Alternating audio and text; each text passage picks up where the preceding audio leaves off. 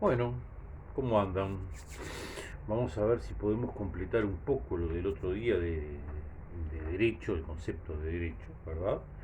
Y entonces, en ese sentido, por lo menos llegar a la clase de esta semana con algún conocimiento previo. Es una parte teórica esta, más allá que yo no soy muy amigo de lo teórico, creo que con algunos de ustedes lo hablé.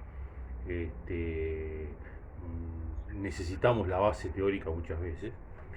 Yo generalmente en los escritos, en las pruebas, en los exámenes, soy más práctico, ¿tá? Pero para llegar a lo práctico necesitamos la base de lo teórico.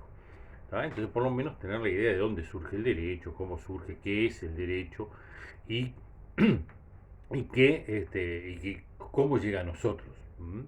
Acuérdense de lo que dije en la clase pasada, se lo voy a repetir muchísimas veces. Somos concubinos del derecho. Tenemos que meternos acá en la cabecita y bien metido que nosotros convivimos continuamente con el derecho. ¿Sí? Que todos los actos o casi todos los actos de nuestra vida están regulados por una norma de derecho, que muchas veces nosotros no nos damos cuenta o no lo pensamos. ¿Por qué? Porque lo hacemos naturalmente, ¿tá? Pero realmente están regulados por normas de derecho. O sea, si algo de lo que está estructurado no sale bien, hay una norma de derecho que dice, bueno, esto lo se tenía que haber hecho así, no se hizo, hay una sanción.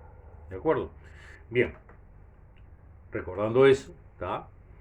Vamos a un poquitito a seguir. El otro día más o menos entonces habíamos visto que el objeto principal del derecho era la conducta exterior de los individuos, a diferencia de otras normas de conducta que iban hacia lo interior.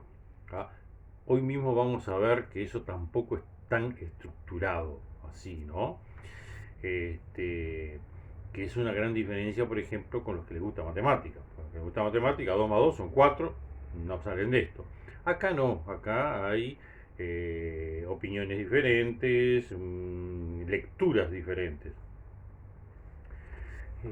Ahora se derogó un artículo del Código Civil, este, pero era muy, muy curioso, había una coma.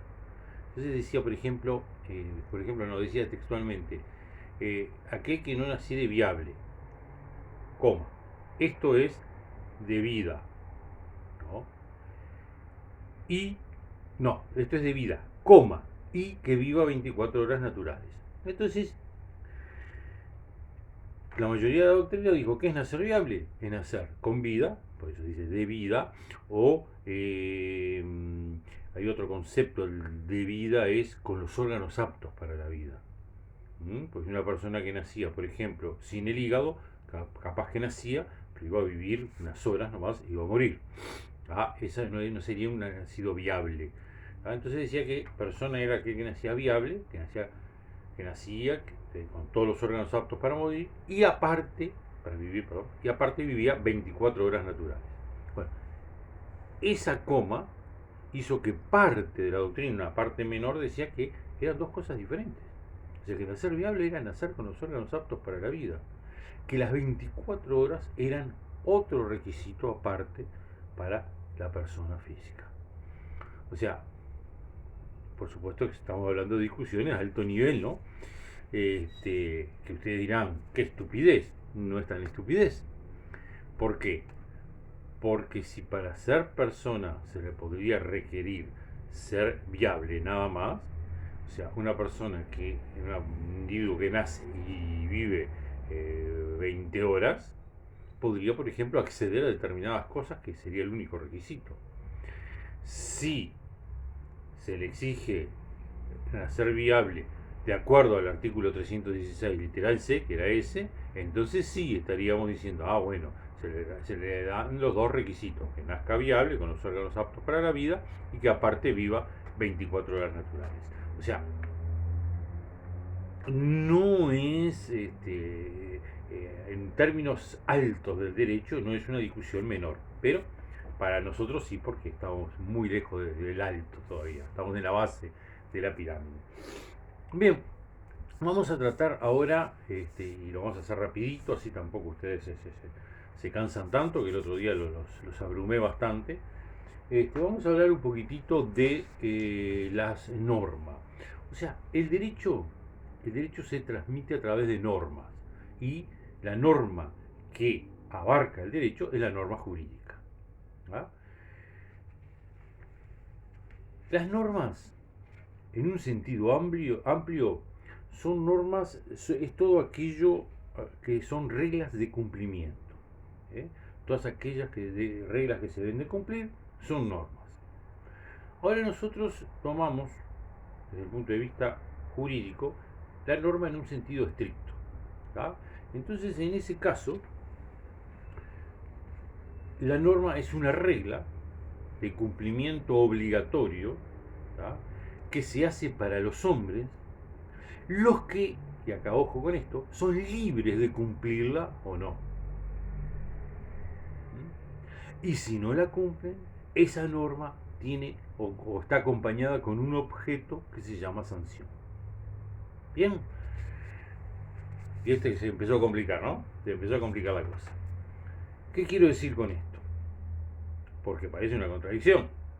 Yo te digo que son reglas de comportamiento obligatorias que deben ser cumplidas, están destinadas a los hombres, los que tienen la libertad de cumplirlo o no. Entonces me dice, ¿estás loco? Mirá lo que estás diciendo. Me decís por un lado que son obligatorias, hay que cumplirlas sí o sí, y por otro lado me decís, pero los hombres son libres y pueden cumplirlas o no. Bueno, ahí está un poco el hecho de el derecho subjetivo que tenemos cada uno, ¿verdad? Esa opción que hablábamos en el video anterior, esa opción que cada uno tiene de hacer o no hacer. Entonces yo tengo la obligación de hacer determinada cosa, pero yo opto si la hago o no la hago. ¿Se acuerdan del caminito que hablamos la clase pasada, el video pasado? ¿Ah? Es un caminito. Entonces yo puedo tomarlo al medio y cumplirla bien, puedo tomarlo con los riesgos bien sobre la izquierda o bien sobre la derecha y voy con los riesgos de poder salir de eso. Hay momentos que el camino es muy ancho y hay momentos que el camino es muy débil, ¿verdad? Muy estrecho. Entonces, si me voy un poquitito para afuera, me fui para afuera y ya eso no es lo normal. ¿Correcto? Bien, entonces tenemos que tener en cuenta eso, ¿verdad? Que el individuo es un ser libre, tiene lo que se llama libre albedrío, que lo deben de haber visto en filosofía algunos de los años anteriores, y como poseedor del libre albedrío que es el individuo, tiene esa opción de decir sí, lo hago o no, no lo hago. Pero si yo no lo hago, hay algo que es una sanción. Va a existir una sanción por no hacerlo, por no cumplir con la norma jurídica. Entonces, eso va a implicar, por supuesto, eso va a implicar que tenga que cumplir con esa sanción. Y esa sí que la tengo que cumplir. ¿Tá? Vamos a poner como ejemplo, ¿no? Yo estoy obligado a... ya no tengo hijos de padre o potestad. Bueno, pero hace años atrás yo como padre tenía la obligación de alimentar a mis hijos, educarlos, etc. ¿No? Pero yo decido que no, la educación como está, no hay clases, no son presenciales, cuando hacen paro, no lo educo nada, que aprenda ahí, yo algo le explico y veremos después. Bueno, eso que yo tengo una obligación de hacerlo, si yo no lo hago acarrea, o debería acarrear, no, pero acarrea una sanción, ¿verdad? ¿Por qué? Porque es una norma de conducta que tiene una obligatoriedad de hacerla y que yo no lo he hecho. ¿Sí? Entonces, ahí entra la norma jurídica, en el concepto estricto de norma. Y las normas jurídicas es la forma en que se transmite el derecho a la sociedad. ¿De acuerdo? Bien, vamos al tema específico de hoy. Les digo específico porque creo que, a pesar de que es muy simple, Si ustedes piensan un poquitito para atrás, se acuerdan que en tercer año algo vieron, en aquella educación cívica y ciudadana, en quinto año no se ve este tema, y ustedes ya están en otro plan, que es el plan por lo tanto, lo tenemos que volver a ver acá, que son las características de la norma jurídica. ¿Tá? Pero antes de eso, yo dije la clase pasada que la norma jurídica era una de las normas de conducta, pero hay otras normas de conducta. ¿Ah? Las normas religiosas, las normas morales, los usos sociales, porque a veces se habla de normas éticas, y la ética se aproxima más a la moral. Lo otro son usos sociales, son cosas que la sociedad hace por costumbre, por educación, ¿tá? Y que de alguna manera se toman como una norma, ¿verdad? Entonces, ustedes dirán, pero no son una norma, yo no tengo obligación de saludar a una persona. ¿Sí o no? Desde el punto de vista social, sí. ¿Por qué? Porque, así como nosotros dijimos que el derecho era la norma que aseguraba la convivencia, el hecho de que yo salude, los vea a ustedes y le diga, hola, ¿qué tal? ¿Cómo están? ¿También? Chiquilines, hace un acercamiento, mejora la relación social. Por lo tanto, se considera una obligación. ¿Tá? Después vamos a ver qué pasa si se cumple o no se cumple. No pasaría nada, ¿no? Pero lo vamos a ver eso. ¿Bien? Muy bien. Entonces vamos a empezar a ver las características de la norma jurídica. Yo ahora después voy a pasar unos mails y antes de la clase o de la clase presencial de esta semana, yo les voy a enviar una estructura de un cuadrito que ustedes lo van a llenar en sus casas. No son deberes, pues ya son grandes para hacer deberes, pero el que no lo pueda llenar antes, lo llena con lápiz en todo caso para ver si lo invoca o no lo invoca, y después en la próxima, en el repaso que vamos a hacer de esto, las dudas que ustedes tengan de estas charlas por video, veremos si lo llenamos en conjunto o qué pusieron cada uno de ustedes, si le invocaron, le erraron. Bien. Entonces, yo les decía que las normas jurídicas, que existen otros órdenes normativos de conducta. Pero no todos son iguales. Todos tienen diferentes finalidades. Las normas religiosas tienen por finalidad el cumplimiento de normas de comportamiento que hacen mejor al individuo que profesa una religión determinada y que se pretende que sean todos. ¿Para qué? Para que esa religión haga posible la convivencia.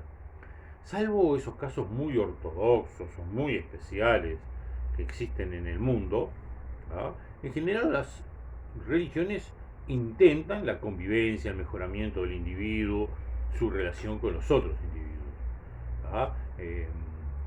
No quiero hablarles de casos en los cuales las personas matan a otras por problemas religiosos, como sucedió a través de la historia, ¿no? O en nombre de un X o una religión determinada, producen atentados que matan a cientos y miles de personas. Eso son cosas muy especiales, muchas veces psicopáticas de personas, pero no es así. No es así. La mayoría de las religiones tienden a buscar el relacionamiento, el buen vivir de los individuos. Lo mismo sucede con la moral. La moral nos enseña a diferenciar lo que está bien de lo que está mal. Por supuesto que no es fácil eso. ¿Por qué? Porque todo depende de un montón de valores. Quizás mi formación dice una cosa y la de ustedes dice otra. Entonces lo que para mí es moralmente aceptable, para ustedes quizás no sea moralmente aceptable. ¿Verdad? O quizás para mí lo que es más o menos, o como los viejos decimos a veces, pero mirá, en mi época esto no pasaba, qué cosa esto. Y ustedes dicen, pero esto es normal. ¿Por qué?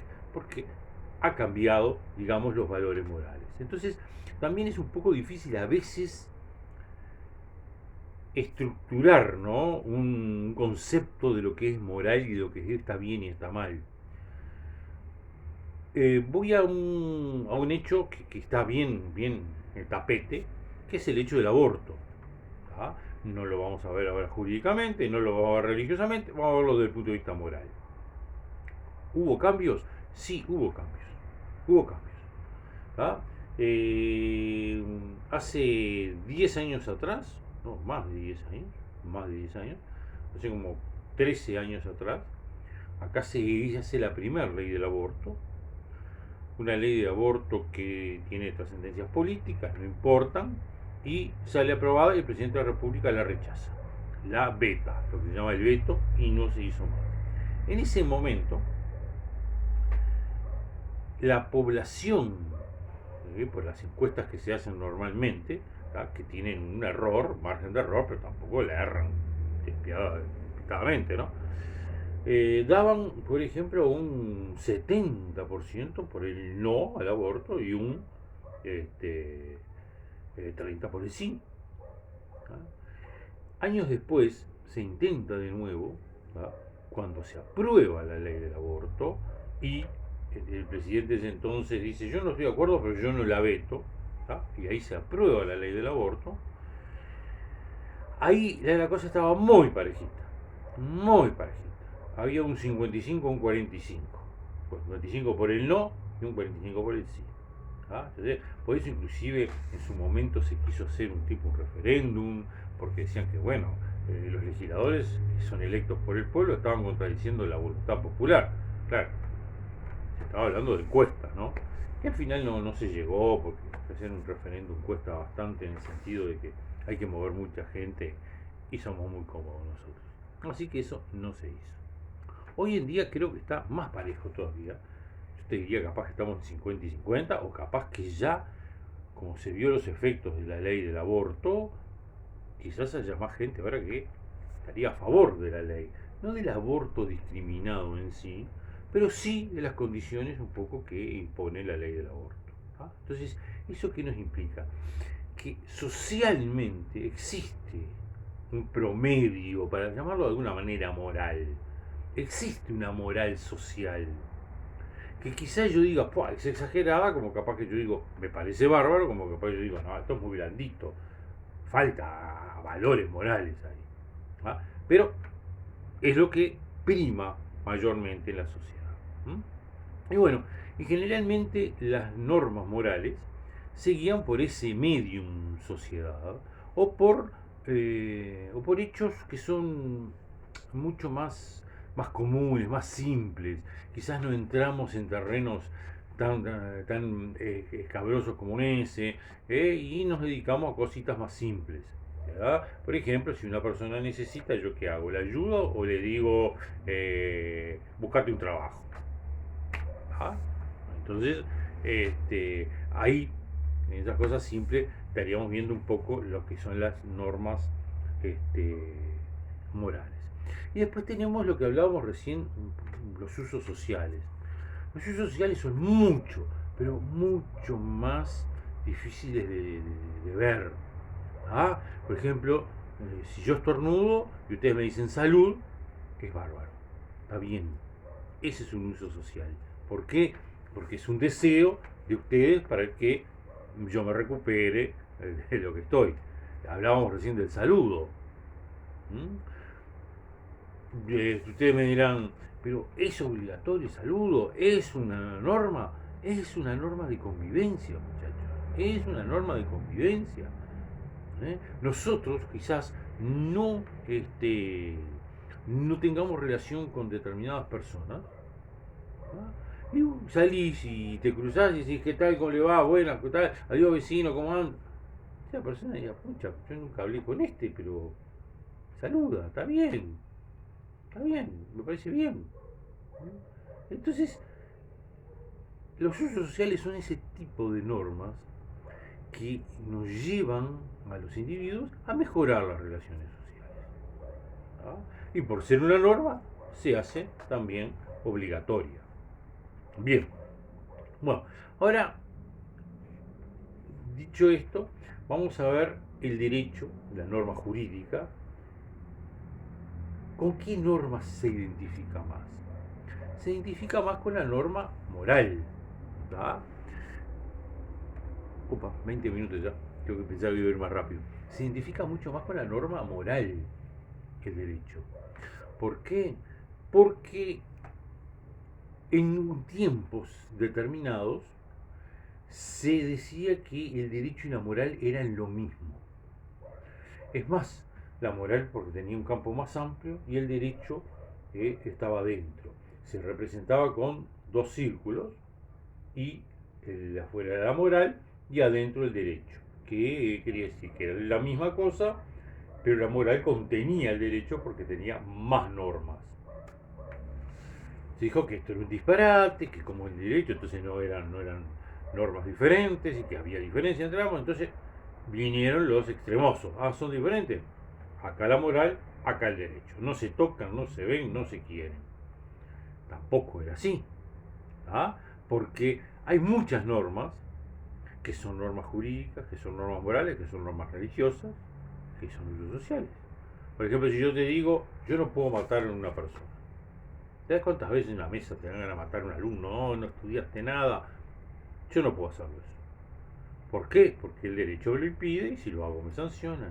La moral me lo impide porque yo no tengo el derecho de quitarle la vida a otra persona. ¿Ah? Y la religión me lo impide porque solo Dios puede disponer de la vida de las personas. Entonces, estoy ante una norma que es tanto jurídica, religiosa como moral. ¿Ah? Quizás por diferentes razones, pero esa norma convive con los tres. Entonces, se llegó a lo que ahora se dice que son círculos que se tocan entre sí. O sea que existe un círculo que es el derecho, existe otro círculo que es la norma moral. Y esos círculos tienen unos espacios en los bordes, en los costados así, que son norma jurídica que no es moral y norma moral que no es jurídica. Bueno, eso también motivó algún problema, alguna discusión. Había gente que decía, pero ¿cómo? ¿Puede existir normas jurídicas que no sean morales? ¿Que sean amorales?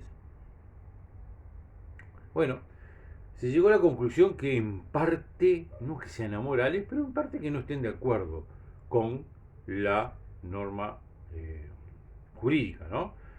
Por ejemplo, en nuestro país no lo tiene, pero voy a hacer mención, la pena de muerte. La pena de muerte, desde el punto de vista jurídico, si el país lo acepta, ¿tá? Caso de Estados Unidos y otros países, es válida y tiene su valor. En cambio, desde el punto de vista moral, no. Nadie puede quitarle la vida a otra persona, nadie puede disponer de la vida de otra persona. ¿Bien? Pero vamos al caso de nuestro país. En nuestro país, por ejemplo, tenemos algo que todos los días prendemos un televisor y dale que te dale con propaganda, las vemos en la calle, nos dan papelitos por la calle, carteles de todo, nos ofrecen dinero. ¿Ah? Bueno, yo te doy un préstamo de dinero, vos necesitas 20.000 pesos, yo te doy 20.000 pesos y los pagás en 24 cuotas de 1.000 pesos. O sea que yo voy a pagar 24.000 pesos a los 2 años y me prestaron 20.000. Bueno, eso es una norma jurídica válida, ¿no? Está regulada por el derecho, porque el derecho regula los intereses que te pueden cobrar, los intereses moratorios si no pagás, las multas si no pagás. O sea, todo eso está regulado por el derecho. Por lo tanto, el préstamo de dinero es una norma admitida por el derecho.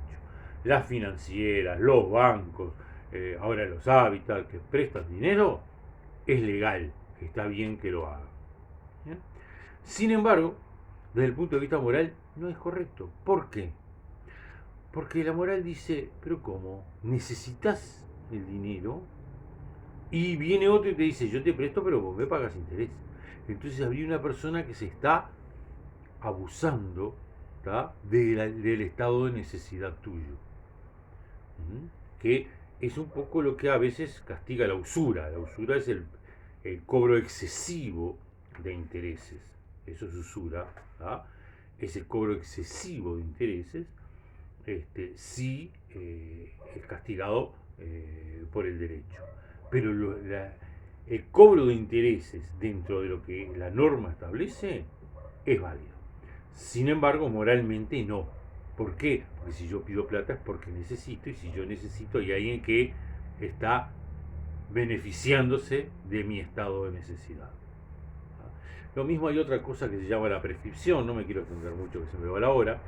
Hay otra cosa que se llama la prescripción, que es cuando yo poseo un terreno, una casa, por ejemplo, está abandonada, yo me meto y poseo años, y la arreglo, y los vecinos me ven ahí, y me empiezan a saludar porque piensan que soy el vecino, que soy el dueño, pago la contribución, pago los impuestos, sigo arreglándola, en fin, colaboro con el barrio, con lo que haya que hacer. O sea que, por lo tanto, yo me estoy comportando como el dueño. Bueno, dice la ley que a los 30 años tengo derecho a prescribir eso. ¿Qué es la prescripción? Es un juicio por el cual el juez declara que caducan los derechos del propietario, por no haber intervenido nunca, ¿tá? Y esos derechos pasan a mí. O sea que yo adquiero la propiedad por prescripción del bien. Hay ciertos requisitos, o sea, tiene que ser pacífica, pública, todos tienen que estar convencidos que yo soy el dueño y el dueño no puede aparecer nunca, tiene que ser ininterrumpida. Si el dueño aparece en un momento y me dice, no, pero esta casa es mía, y yo digo, sí, yo sé que es suya, pero yo se la cuido, o sea, el dueño se va, ahí se interrumpió en los 30 años. Pero en el caso de que nunca aparezca, que pasa muchísimo, no con casas, pero pasa mucho con terrenos, o casas que uno sabe que esa persona murió, no tenía nadie, se meten adentro y vemos qué pasa. En esos casos, a los 30 años prescribe. Desde el punto de vista del derecho, está perfecto. El derecho da todas las normas, las reglas, cómo se prescribe, cómo es la posesión, todo. Si vos cumplís con eso, a los 30 años tenés derecho a prescribir. ¿Ah? Yo después le voy a decir una trampa para prescribir antes. Tenés derecho a prescribir. Pero, desde el punto de vista moral, dice, no, eso es un horror desde el punto de vista moral. ¿Por qué? Y porque tú te metes en una casa que no es la tuya, pero vivís en esa casa, disfrutás de la casa, y todavía se la vas a sacar al dueño. ¿Todavía se la vas a sacar? No, está mal desde el punto de vista moral. ¿Ah? Entonces, ahí tienen ese ejemplo de normas jurídicas que no son admitidas desde el punto de vista moral. ¿Ah? Y moralmente existen otras. Por ejemplo, yo tengo moralmente una persona necesitada que tiene hambre, yo tendría que ayudarla para que pueda comer, ayudarla con algo mismo de comida o darle algún dinero o lo que sea. ¿Tá? Desde el punto de vista del derecho eso no es una norma. A mí el derecho no me obliga a ayudar a una persona que está con hambre, ¿tá? Salvo que sea un familiar, etcétera, etcétera. Pero después no te obligan. O una persona que esté en un estado crítico podría ser una omisión de asistencia. Pero estas personas que normalmente vemos nosotros ahí, que te están pidiendo o no te están pidiendo y están sentados ahí, desde el punto de vista del derecho no estoy obligado. Ahí es donde vemos la verdadera relación entre el derecho y la moral, que son de las normas de conducta las que más se asemejan. Pero los otros órdenes normativos de conducta existen y también se relacionan con el derecho y eso. ¿De acuerdo? Muy bien, vamos a ver qué características tienen estas normas de conducta y especialmente el derecho. ¿Sí? Bien, la primera característica, ¿tá?, es la obligatoriedad. Perdón, vamos a hacerlo más fácil, la generalidad. ¿Tá? La generalidad. ¿Qué significa generalidad? Si yo se lo preguntara a ustedes, si estuviéramos en la clase de Zoom, ¿qué me diría la mayoría? Que abarca a todos. ¿Verdad?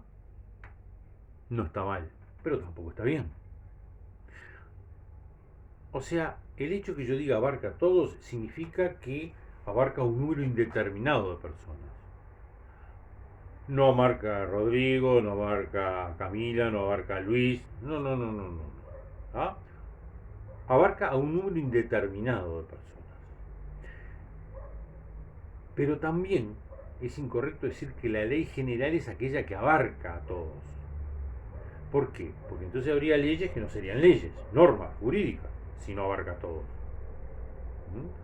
Por ejemplo, yo digo, bueno, los estudiantes tienen derecho a viajar gratis hasta cierta edad y después de cierta edad a viajar con un boleto beneficiado, ¿no? Un boleto subsidiado. Bien, eso es correcto. Pero yo, entonces, no estoy ahí adentro. Entonces la ley, yo digo, esa ley no es general, esa norma no es general porque no me abarca a mí y no abarca a un montón de otra gente. Es más, no abarca a la mayoría de la otra gente. Entonces esa norma no es general. Sí, esa norma es general. ¿Por qué? Porque abarca a todos aquellos que están en la situación que la ley determina. Esa ley es hecha para todos aquellos que están en la calidad de estudiantes. Sean menores, sean un poco más grandes, de otro ciclo. Esa ley, esa norma está hecha para esas personas. ¿Ah? Y abarca a todas ellas. La ley no dice fulanito, menganito, sultanito. No dice. Dice todos aquellos estudiantes en la enseñanza media entre 12 y 15 años o que cursan hasta el tercer, cuarto año, no recuerdo bien, están exonerados de pagar boleto. Aquellos otros tienen un descuento del 60% en el valor del boleto. ¿Me explico? Pero no da los nombres específicamente de quiénes son. ¿Ah? ¿Eso qué es? Eso facilita, eso es la generalidad y facilita muchas cosas. ¿Como qué cosas? Como las cosas, por ejemplo, de que hoy uno de ustedes está comprendido, tiene boletos de estudiante rebajado y los utiliza, los boletos de estudiante. ¿Sí? Pero mañana deja de ser estudiante, pero entran 10 más a estudiar. Entonces no hay que cambiar la ley, porque ese fulanito se fue y porque entraron 10 nuevos y hay que ponerlos en la lista. Entonces la norma abarca a todos los que están en el momento determinado en esa situación. ¿De acuerdo? ¿De acuerdo? Eso es la generalidad. ¿Tá? Entonces las normas son generales. Piensen ustedes, que lo vamos a ver en la clase esta que vamos a tener esta semana, piensen ustedes si la norma jurídica es general, si la norma religiosa es general, si la norma moral es general y si los usos sociales son generales. ¿Ok? Pensamos. Segunda característica, la imperatividad u obligatoriedad. Vamos a hablar de obligatoriedad, que suena menos fuerte. Bueno, las normas son obligatorias, son imperativas. Las normas mandan cumplir. Mandan cumplir. Yo tengo que cumplirlas obligatoriamente. ¿Sí? ¿Por qué? Porque la norma tiene un precepto. La norma es hecha para algo. Y ese algo es que se cumpla lo que la norma establece. ¿De acuerdo? Yo tengo la obligación de darle la clase a ustedes. Y eso se tiene que cumplir. Si llegamos a noviembre y yo, no, hoy no, la semana que viene, yo después le mando unos papelitos ahí, yo no estoy cumpliendo con mi obligación. ¿Verdad? Y la norma me obliga a cumplirlo. Es lo que hablábamos en la clase pasada. Si uno de ustedes me dice, pará, no te estoy entendiendo, yo tengo la obligación de parar y explicarle.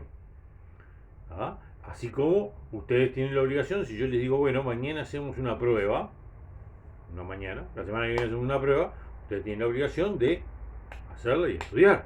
Si no lo hacen, yo tengo el derecho de calificarlos de acuerdo a lo que estudiaron o hicieron. ¿Ah? O sea que toda norma obliga a hacer algo.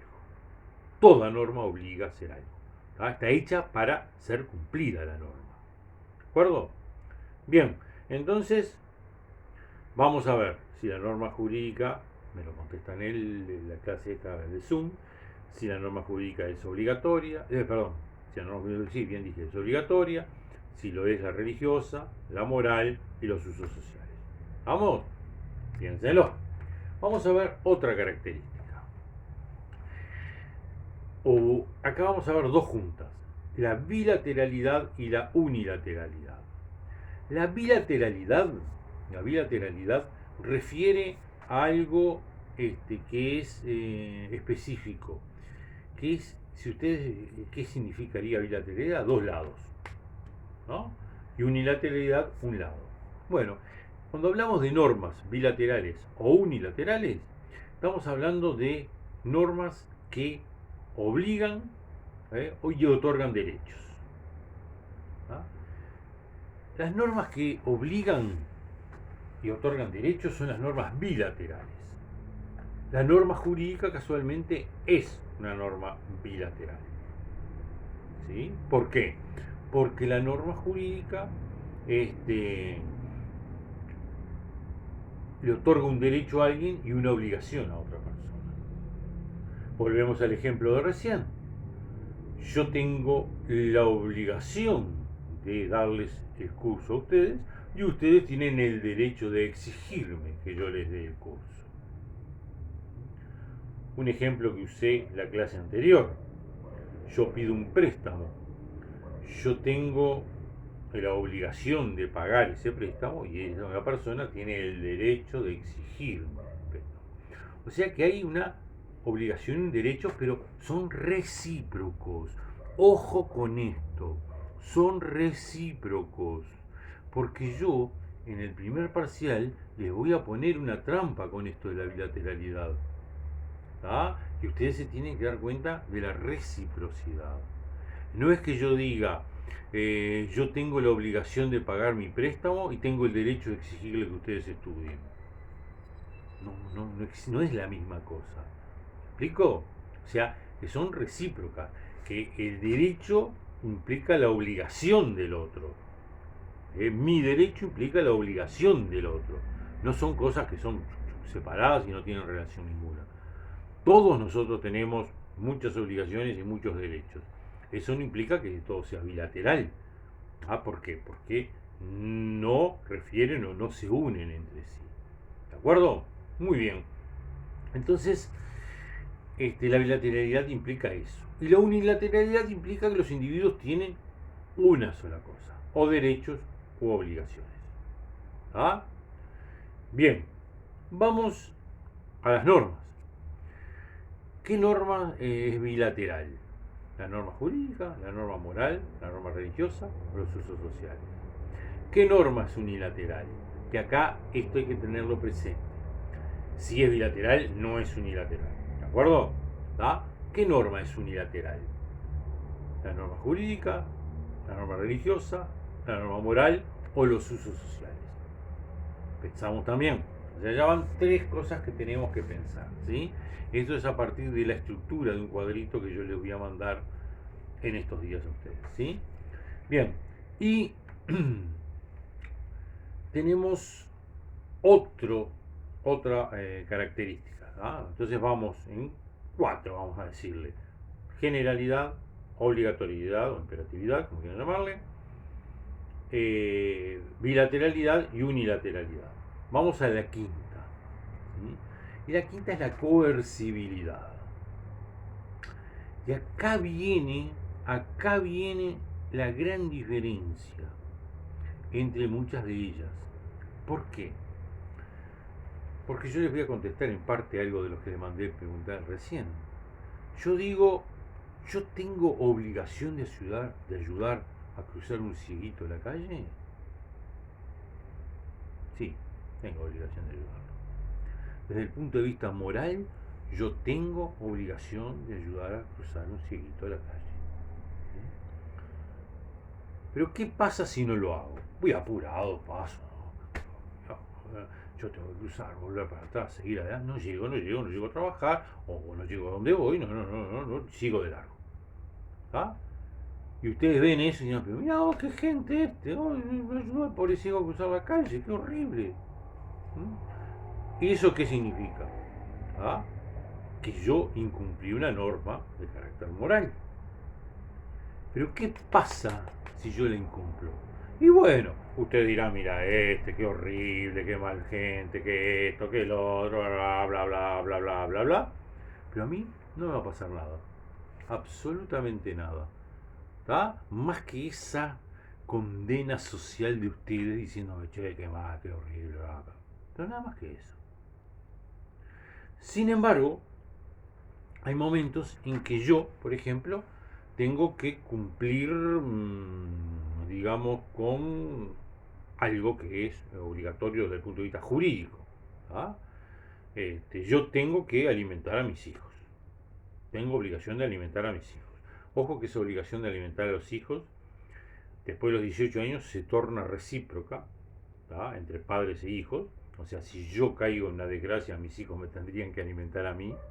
Pero también, si mis hijos, aunque tengan 20, 30 años, no tienen, yo tengo obligación, esa obligación sigue de la alimentación, ¿tá? Para subsistir. O yo tengo esa obligación. Y, ojalá no sea así, pero que a uno de mis hijos tiene un problema y necesita de mi ayuda. ¿Qué pasa si yo no lo hago? Digo, no, che, semejante grandote, no, yo no le ayudo a nada. Ya cuando era chico lo alimenté bastante. ¿Qué pasa con eso? Hay una sanción. Y eso es la coercibilidad. La posibilidad de imponer la fuerza, de imponer la norma por la fuerza. Vamos a cortarlo acá y lo sigo en otro video porque se me está yendo muy largo ¿de acuerdo? ¿Sí? Bueno, lo cortamos y sigo ya en un momentito más en otro video.